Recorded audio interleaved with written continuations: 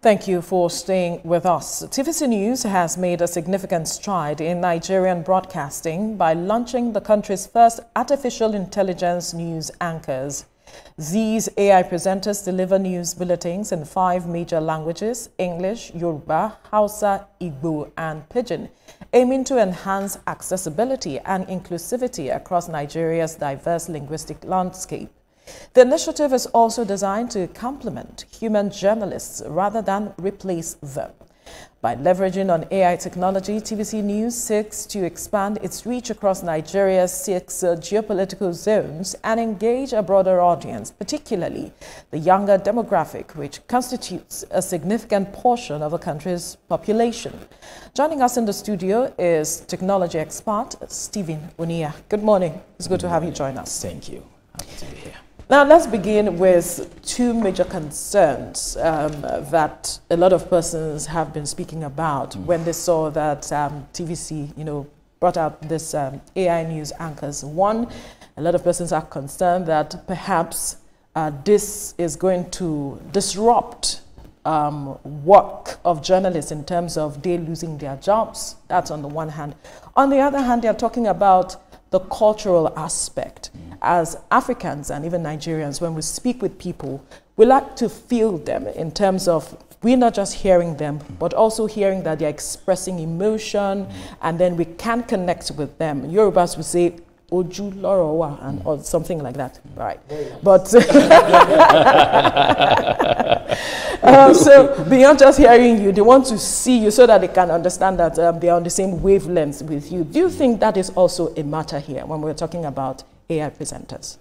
All right, so thank you. Just to be sure we start off with in the proper context. Right. I want to differentiate AI from AI anchors. They're not the same thing.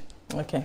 You see, AI itself is a very extremely advanced computational technology that derives intelligence from machines and can be applied in endless use case scenarios. That's AI. That's what AI is. AI anchor is just one of the use case scenarios, one of the very minor use case scenarios. So when people adopt the bigger sentiment of AI as a technology, the broader concerns of AI as a technology, and channel it towards a simple use case scenario such as AI anchors, it's good misplacement of sentiment, highly misplaced. Really? Yeah, it's a misplacement. How do you mean? We'll get to that. First, let's address the issue of journalism. Journalism is a noble profession. And you see, to be a journalist, and that's why we respect you guys, it requires critical thinking, acute judgment, and emotional intelligence. These are factors that define journalism. As it stands today, there is no AI technology in the world that have that combination. So your job is currently not at risk. So, but I remember I said, it's the sentiment, the biggest sentiment we have towards AI as an advanced and rapidly evolving technology that we're channeling towards AI anchors. Now, what are AI anchors? You see, they deal with information, right? And information goes through stages, particularly when it comes to news. We have information synthesis, we have information processing, and we have information dissemination. Now, first and foremost, the news are being delivered by AI anchors, are not synthesized by AI. No, they are synthesized by professional journalists. Right. The news, that's the first phase, right? The news that are being delivered by AI anchors are not processed by AI. They're processed by professional editors. So what we have here are AI anchors, like I said, a use case scenario where they just have digital models reading scripts professionally prepared by professional journalists. So I think the sentiment, we can recognize it as a global sentiment towards the fear of what AI as an advanced technology can become, but misplacedly directed towards the anchors, the AI anchors. Now, you're also very correct about culture. And this is called the Uncanny Valley effect. You can Google it. It's called the Uncanny Valley effect. When you look at a digital form, and we also experience in our practice when you're trying to digitally transform an organization and you find yourself, you see resistance, you understand the sentiment. You see, people naturally, Uncanny Valley effect, people naturally expect an artificial form or a digital form, particularly when it looks very similar to what human would expect. They expect to give them the same emotion, and it eventually cause some form of cognitive dissonance when you're interacting, because you have an expectation, and it's just a subconscious effect. And this, in fact, has been well documented. It's a well-researched effect. So you can Google it. So I don't find the uncanny valley effect as too much a risk to stop us from adopting technology. I don't see that. Yeah. You know, I spent a very interesting time over the weekend with some people. I do that a lot. I want to go to people that street people, you know, and see what happens. First thing I notice is that so many people have heard about the AI anchors launched by TVC. That was my the first thing I discovered. The next thing is that they had some questions that may sound stupid, but that needs answers. So I'm going to throw some of those questions at you. Why AI? Do we need it? That's one of the questions they asked. So if there's a war somewhere or a riot somewhere, can the AI anchor go there? You know, another question they're asked. The third question that I said, if I see you, I'm going to ask you is that, is it sustainable? Very sustainable. Let me start from behind. So sustainability, AI is a function of data, and the level of data, the trillion bytes, and I know I don't want to use measurements that people won't relate with, that we generate daily, particularly in Nigeria, is huge. So anything AI is sustainable. We always generate data every day, and AI is data. Yeah. Now, from your question, you say, why AI? You see, I'm going to walk you back 1999, 2001. You see, GSM telecommunication, the mobile telephony revolution. I remember when South Africa started around 1993, 1994. Nigeria did not start till about 2001 or so. And see, by the time we started, the teledensity surge we experienced within 2 decades brought us huge prosperity, huge economic advancement. But the question, those of us that have modeled the lag between that period when we did not adopt early and what we lost, you know, we modeled and we say, well, at least we had a lag, but we adopted eventually. You see, artificial intelligence will wait for nobody. The future will wait for nobody.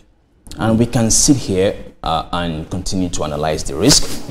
We can sit here and continue to deceive ourselves technically.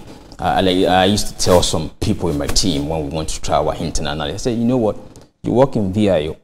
When you want to come to VIO, you get to the beginning of Third Mainland Bridge. Be looking at the bridge. It's long, there's water, it's shaking. Don't climb, don't come to work, I will fire you. Be analyzing the risk. Because the risk is not the problem, you have to take risk. You see, the World Economic Forum released the Future of Jobs report. And they made it clear what the world will be like by 2030. I won't go ahead and analyze all those reports. Anybody can go online and read the Future of Jobs report. You see, I'm one of those that believe we can sit and analyze the risks. That AI will meet us here while we are analyzing, and we will still adopt it. Absolutely. So it's either we wait and miss out, or we'll be a foreigner and adopt quickly. So the question of why AI, the question I ask is, do you have a smartphone? And I'm sure that person asking why AI posts everything with a smartphone on social media. Are you aware that you're interacting with very powerful AI under your phone? Are you aware? Powerful algorithms. Powerful, you are already interacting and you are asking why AI. Why not AI? That's what you should respond to. Why not AI? Yes. Interesting developments. You know, just like as you said, because I know oftentimes each time I see updates on my phone, like you need to do an update, they'll tell me this is now AI powered and all of that. So I just rush to the updates and all of that. So meaning that some of us are quite early adopters. But you know, these are genuine concerns from especially veterans, those who would say, no, why do we need this? Why do we need that? I know at some point we used to talk about BlackBerry, but now most of us talk about Android, iOS, etc. But do you feel, based on their concerns, that we need to regulate the use of AI? Fine, we can adopt it, but should we not allow policy formulation to be in place before we start using it? So should there be AI before policy framework, or policy framework then AI? All right, so you asked a very fantastic question. And the truth is, see, AI ethics and standard is evolving globally. Globally. And we react to what we see. We plan based on what we manifest in this. Because a lot of us, even those of us that have been in this practice, We don't know where AI will end up, but we know we're at what we call the information maturity age. Okay. We know that's where we are, but we all know we're just watching. Now, I believe it should happen pari passu. We cannot stifle the growth of AI because of policy, and we cannot delay policy and not adopt AI. So they both need to happen at the same time. You know, and I don't want us to make this conversation just about AI, because you've done something very fantastic and something absolutely laudable with the anchors. However, you see, there are frameworks that we need to put in place, and we cannot properly understand this framework unless we try and experiment with these technologies and see how it works. You see, I'm one of those that believe, you know, we currently have a geographical boundary for what we call the Federal Republic of Nigeria, and we believe we live in a geographical space over 240 million people. You see, the information maturity here, and as we are heading up, the boundary of the universe, or boundary of our planet, will be redrawn by digital ecosystem. And if we don't take time, we'll think we have a big landmass, but we have a microcosm of space in that digital map, you know. So we shouldn't allow sentiment to bar us from drawing our own boundaries, because we're going to get to a future where we have internet ports, as we have seaports. We're going to get to the point where we have data flow ports, this way we have land borders controls. We're going to have content gateways. The world will get there. Information maturity, we will have a new map drawn, digital ecosystem. And what people are saying now, saying let's wait for advanced AI standards, advanced AI methodology. You know what will happen is we will end up, because we don't have a local experimented AI implementation systems, we will end up just waiting for what they do in the US. Meanwhile, they are learning from their own system, adopting AI, making the law, and we'll be copying and pasting in our own system. That's what will happen. And what I'm saying, it will affect us drawing our own digital boundary. What we should do is let's have our own local experimentation. Let's understand the sentiment. Let's study our ecosystem and start designing our own framework. But if we don't do that, we'll stifle AI and we'll wait for US to experiment with the AI. They will make their own framework, then we copy and paste. That shouldn't be the future. So now that we have developed something that has a reflection of indigenous society, how do we build on that for adoption and for people to also accept and catch up with? All right, so I think this is good, because now I just going to give you some recommendations now. Yes. You see, when it comes to news dissemination, and from the understanding for those of us that are model public sentiment. Now, you need to know public sentiment in Nigeria is not the same in the US. Absolutely. Our public sentiment is just shaped by job security, economic instability. That's why we are like this. First, I'm recommending our AI anchors should deliver they should not deliver sensitive news yet. Political news, they shouldn't. Legal news, they shouldn't. Health news, for the meantime. They should deliver news that would bring inclusivity and accessibility. For example, if a farmer in Kaduna suddenly see an Hausa AI, no matter how resistant it might be, saying there's an MSME grant program, and explain how he can access it in his own language, and he says, oh, I can do this. You see, the appreciation you will get from AI instantly will be, if a Gen Z, a younger generation suddenly get a quick notification by an AI online saying, JAMB application is expiring tomorrow, your JAMB is, there are some strategic way we can cause people to fall in love with artificial forms by delivering news that would help them. Now, I'm not going to design the standards, and I'm not designing the policy frameworks. However, you see, if we start with political news, legal news, healthcare, we're going to get the maximum level of this uncanny valley effect, you understand? So we need to deploy strategically the kind of news we introduce with the AI anchors. People will fall in love with it eventually, and this effect will subside, and people will get to love what we do. But sorry, Etoma, help me. How do we now guard against misinformation, fake news, and all that? Because before now, there have been AI me too. Before now, using me to advertise what I don't know about. So how do we now guard against misinformation, fake news? Because if you're saying, yeah, we have this program for you and all that, and AI is telling you that, how do you think people will not doubt it? Okay, I think I first want to start from the top. You see, very quickly, because we have some agencies that quickly need to sit up and move fast.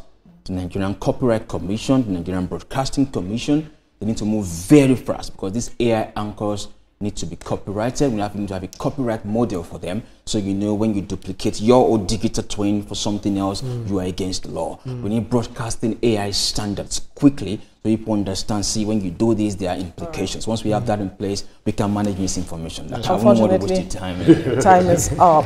Stephen Oniya, technology expert, thank you so much for your time on the program. So much has been said.